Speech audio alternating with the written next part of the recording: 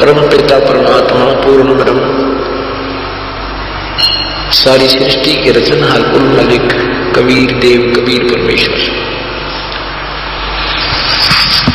अपनी प्यारी आत्माओं को अपने सत्य लोक का ज्ञान देने के लिए स्वयं ही आते हैं। जिसमें वो परमात्मा आते हैं एक आम व्यक्ति जैसी भूमिका करते हैं, उसमें हम उस परमात्मा को पहचान नहीं पाते और ना पहचान कर उनके जाने के बाद हम उनका गुणगान करते हैं, उस परमात्मा की महिमा गाते रहते हैं। उनके रहते रहते हमें सावधान होना चाहिए।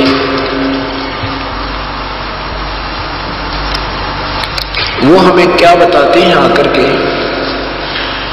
कि तुम काल के जाल में हो। ये जो साधनाएं आप कर रहे हो, ये साधना आपकी शास्त्र अनुकूल न होने से हानिकारक है, लाभ नहीं देती। आज सुबह के सत्संग में आपने सुना परमात्मा की भक्ति करने वाले साधना करते करते भी दुखी रहते हैं।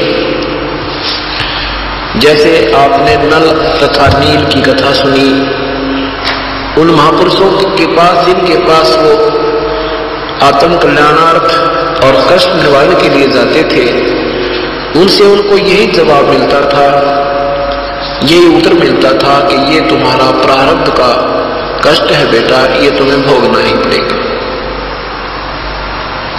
जबकि हमारे सदग्रंथ बताते हैं कि परमात्मा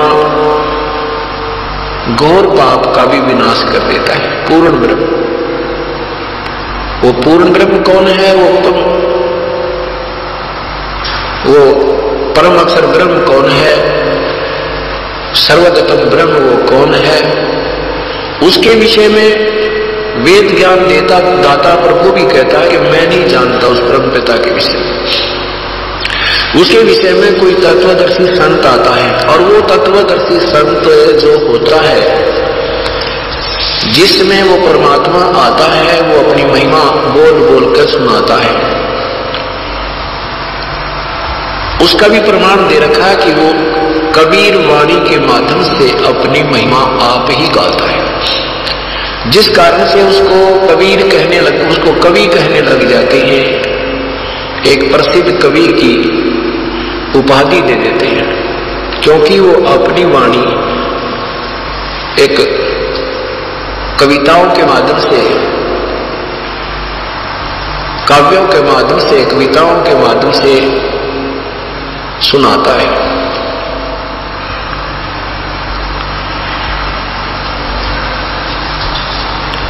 उस तत्वदर्शी संत से ज्ञान प्राप्त करके फिर उनके द्वारा बताई गई हर मर्यादा का पालन करते हुए साधक अपना जीवन सफल कर सकता है, जन्म मरण से पूर्ण रूप से छुटकारा प्राप्त कर सकता है, पूर्ण मोक्ष प्राप्त करता है। वो परमात्मा पाप क्षमा कर देता है, पाप विनाश कर देता है, पापों के पाप विनाश कर देता है। वो परमात्मा अपनी महिमा आप ही साधारण भाषा में बोल रहा है। जब ही नाम हृदय धरो, भयो पाप को नासे, जैसे जिंदगी अग्नि की पड़े पूर्ण काश। कि वो पूर्ण परमात्मा वास्तविक मंत्र देकर के ऐसे हमारे पाप कर्मों को फूंक देता है, विनाश कर देता है, जैसे बहुत बड़ा पुराना सूखा घास बहुत 1000 एकड़ में का पड़ा हो, और कहते हैं एक सीख की तिल्ली, एक चिंगारी आग की, और सबको फूंक कर भस्म कर दे।